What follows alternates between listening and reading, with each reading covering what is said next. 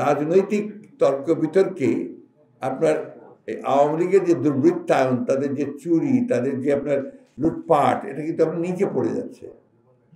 এরা এক ধরনের সুবিধা পেয়ে যাচ্ছে। এই কথাগুলো আমাদের বারবার বলা দরকার।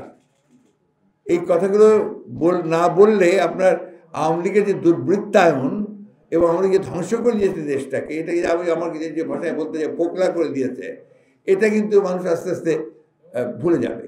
সবচেয়ে বেশি দুর্নীতি হয়েছে বলে আমাদের কাছে মনে হয়েছে বিদ্যুৎ খাতে যে দুর্নীতি হয়েছে, এই বিষয়টা খুব ডিটেইলস আমাদের জাতীয় স্থায়ী কমিটির সদস্য, সাবেক বিদ্যুৎ প্রতিমন্ত্রী ইকবাল হাসান মাহমুদ টুকু, তিনি একটা প্রেজেন্টেশন তৈরি করেছেন আপনাদের জন্য। এবং আমি মনে করি যে এটা শ্বেতপত্র প্রকাশের ব্যাপারটা চেয়েও একটু আকর্ষণীয় হবে, এবং যেটা আপনাদের রিপোর্ট থেকে নেওয়া সব কিছু, এবং সেগুলো সোর্সগুলো সমস্ত হচ্ছে আপনাদের রিপোর্ট থেকে এসছে, অর্থাৎ মিডিয়া রিপোর্ট থেকে এসছে।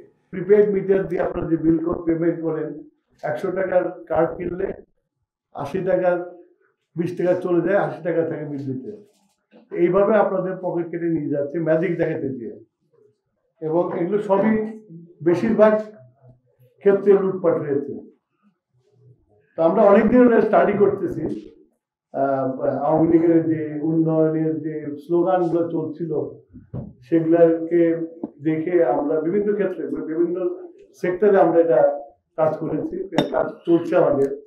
বিদ্যুতেরটা আমি মোটামুটি শেষ করে, এখনো শেষ হয়নি, তবে যতটুকু করেছি এর থেকে আপনারা একটা আইডিয়া পাবেন যে তারা মানুষকে বিদ্যুৎ দেওয়ার নাম করে মানুষকে কিভাবে আমাদের মানুষ পকেট কেটে নিয়ে গেছে, এবং এগুলো বৈদেশিক মুদ্রায় পেমেন্ট করতে হচ্ছে।